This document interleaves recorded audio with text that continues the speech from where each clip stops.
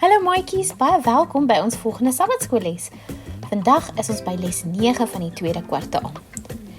Ons lesie se naam is 'n reënboogbelofte.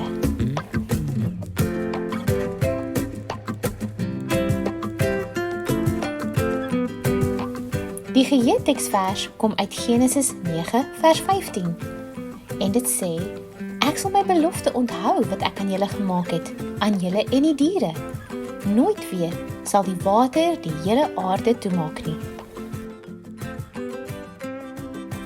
Die boodskap is dat God se mense kan juig omdat hy vir hulle omgee.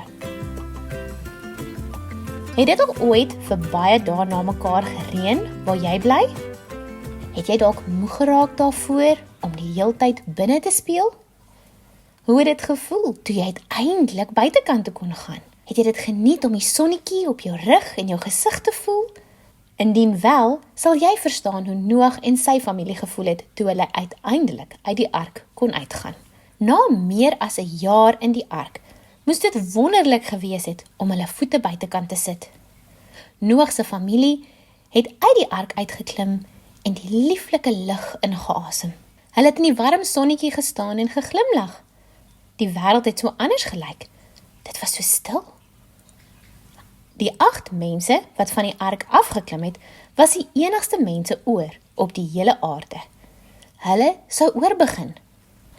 Een vir een het hulle die diere gehelp om uit die ark uit te klim. Noag se familie was seker baie bly om hulle opwinding te sien. Hulle moes gelag het toe hulle sien hoe die diertjies rondhardloop. Toe die ark eers leeg is, het Noag 'n altaar gebou. God was tevrede met hulle aanbidding en hy het vir hulle 'n belofte gegee. Hy het gesê dat die aarde nooit weer toegemaak sou word met water nie. Toe het God vir Noag, sy seuns en die res van die familie 'n pragtige teken in die lug gesit. 'n Reënboog het vir die eerste keer van die een kant tot die ander kant van die horison gestrek. Dit was mooier as enigiets wat hulle nog ooit gesien het. God het vir Noag gesê: Dit is die teken dat ek my belofte sal hou aan jou. Nooit weer sal die waters die hele aarde toemaak nie.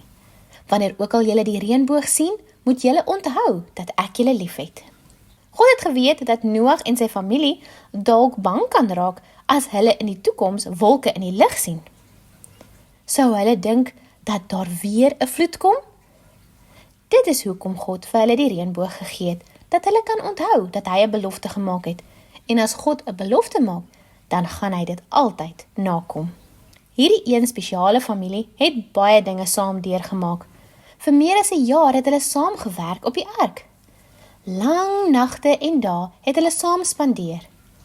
Hulle het hard gewerk om vir al die diere te versorg. En nou kon hulle uiteindelik die aarde weer bewoon. God het vir hulle iets baie kosbaar gegee. Die reënboog was 'n wonderlike belofte.